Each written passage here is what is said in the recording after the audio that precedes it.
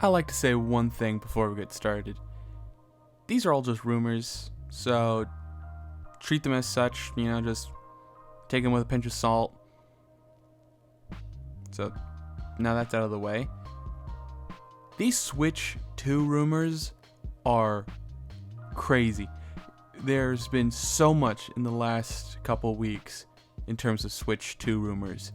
Like, we've seen Spanish developers getting dev kits, at least claims of them receiving them, which are, I think, pretty concrete rumors in my opinion, purely because that they're a known developer to work with Nintendo, played a part in Metroid Dread and past Metroid games, to my knowledge, and them having a dev kit makes a lot of sense.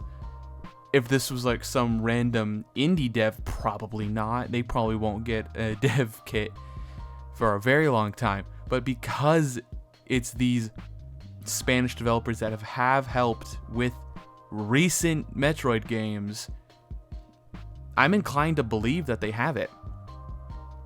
I don't believe by any means that this means the Switch 2 is going to come out in like a couple months. But an announcement in like the holiday season of this year does seem pretty likely, in my opinion. If we don't see it around like October, November kind of time frame, I don't think we'll see it this year. But we will certainly see it very early next year as an announcement for the new console. And I think that's a pretty solid time frame. Like, Nintendo originally announced the Nintendo Switch October 2016, and then they proceeded to release the Nintendo Switch March of 2017.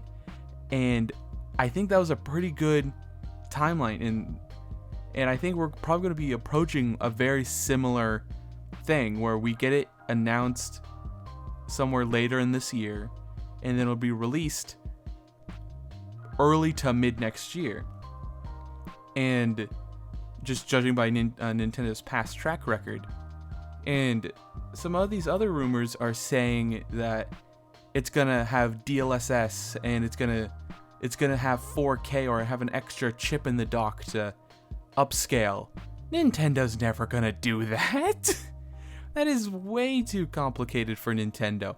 Like, the craziest thing they've ever done was having a portable and having a convertible console where it could be in handheld mode and docked mode. That was insane. I highly doubt that they'll ever have, DLSS and real-time ray tracing. It's just not Nintendo. If it doesn't directly contribute in some gameplay manner, I highly doubt they'll ever actually implement something like that. The craziest thing is that they implemented FSR into Tears of the Kingdom.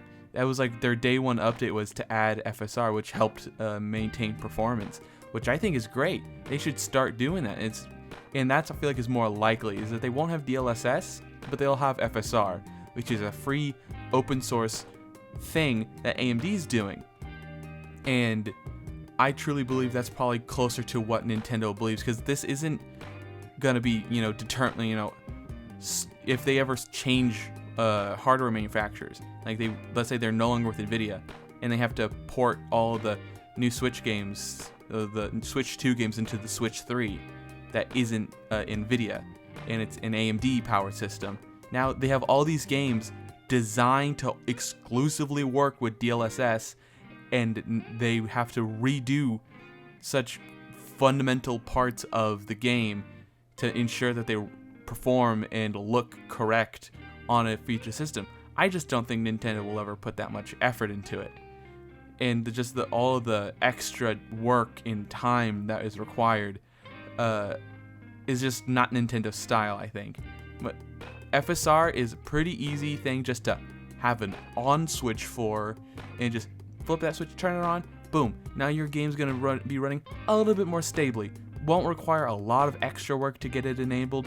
It won't require much finagling to get it working on a different system in the future, just because the nature of how FSR is.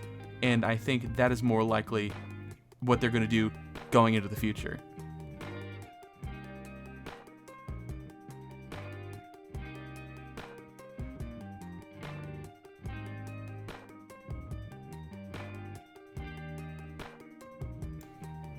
moving right along into just wild speculation. The Nintendo Switch 2 should at least have 120 gigs of storage, because God only knows how many times I had to uninstall games on my original Switch because I've run out of space in the main system storage, and then had to move games to the SD card to move games back, because that was so annoying. And I know that OLED has 64 gigs of storage. I still have the base model because I saw no reason to get to the OLED. It's not more powerful, it just has a bigger screen. That's OLED. And that's just never was that appealing to me as an upgrade, because I already owned the original Switch. If I didn't have a Switch, yeah, the OLED would be the one I would get now. But it just never made any sense to me if you already had a Switch. And that was never felt like a compelling upgrade. And for the Switch 2, I believe it will be another OLED screen. Doubt it will be 4K. I've been seeing people on the internet say the Switch 2 is going to have a 4K screen. Bullshit. It's just that's not gonna happen. You can't expect games to run, like Nintendo's games to run at 4K on a Switch 2. That's just insane. Nintendo was not gonna put that much more of a powerful chip in it. Like, yeah, it's gonna be more powerful, but it's not gonna be powerful enough to run 4K portably. That's just insane. What I think is more realistic is probably a 1080p screen, but more realistically, it's going to be another 720p screen for battery life reasons, and just how having the games run a little bit better in portable and not having to hit such a high resolution to increase battery life, improve stability. I think that's going to be a very big thing Nintendo might focus on, just because of how terribly some of the more recent games have started to run. Zelda Tears of the Kingdom excluded, that game runs amazing. I've only ever had it crash once in my 60 plus hours in playing it. And even compared to the original Breath of the Wild, I've had a handful of crashes in that version, and I played it for less time because it didn't have the really cool, crafting mechanic that I could spend hours making flaming cock robots. And that's just really funny. I just boot it up and show people. It's great. So just keeping that kind of in mind, I think Nintendo's going to really focus on hardware and software stability, because if you just look at games like Pokemon Scarlet and Violet, that's a hot mess, and people were saying that, oh, it's just the Switch is old, and if you run it on an emulator, it runs great. I'm like, it's not running well because it's on a computer. It's running well despite it being on a computer. It was only running really well in emulators is because you have a 3090, and it's still dropping frames. It's still only like 30 FPS. A 3090 should be able to run those games at hundreds of FPS, but it's not running even that good in emulators compared to other Switch games you could run in emulators.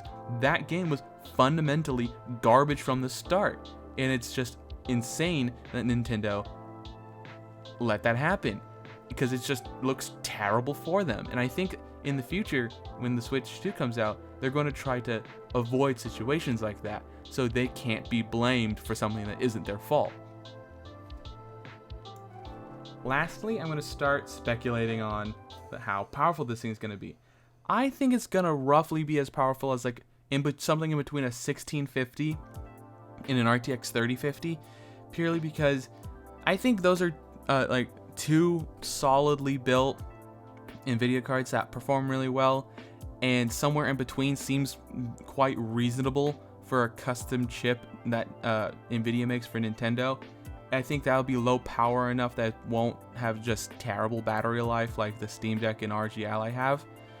And it's just, I think that would be a solid, level of performance that it won't immediately be garbage the moment it comes out.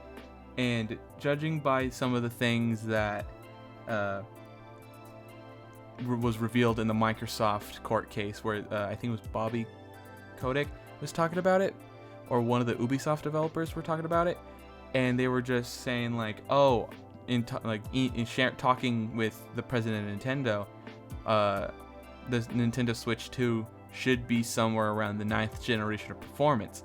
I think that while yes, that was said in the court case, I don't think that was a very clear, because that could mean either the original Xbox One or like a Xbox One X in level of performance. And I think we should hope for something a little bit better than even that, because God, if it's only that, like the original Switch is just a little bit worse than the original Xbox One. So we should hope that it's something just a little bit better than that. Because like, if it's not, it will very quickly lose relevancy in terms of performance.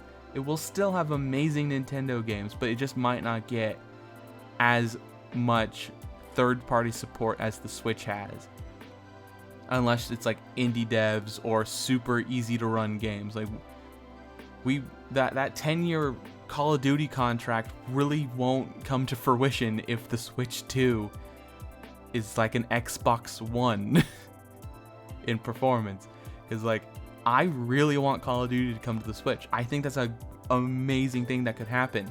But if it's just not powerful enough to have those games in the future, I can see the Switch 2 not doing as well as the Switch 1, because I love the Switch. It is one of the worst ways I've played some games in the past, but the fact that it was portable is what sold me, and I want that to be to continue into the future. But it just needs to be just a little bit more powerful, and that's all the Switch 2 realistically needs, to be a Switch on steroids. And so it can stay relevant. It can run better games. It can get day-and-date releases instead of getting the game 7 months after it originally came out, and it has half the shit missing, and it runs like fucking dog shit. Like, one of the most insane things, I didn't even know that there was a port of Hogwarts Legacy coming out to the Switch, and that thing comes out in like a month or two or something like that. How is that game, and it runs natively? That game ran like dog shit on my fucking PC. How is that thing gonna run on a Switch? So we can only hope at this point that the Switch 2 will live up to all of our expectations, and these rumors just calm down, because at this point I think we're just building up hype that will never actually be met. Like, I could see this very quickly being the most underwhelming thing, or just the coolest thing on the planet. I'd just like to say something right here at the end of the video. Thanks for watching.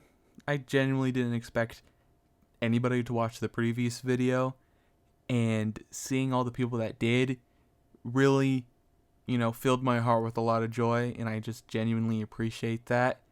And to the people that did leave comments, I saw them. And I appreciate that so much. Thank you so much again. See you next time.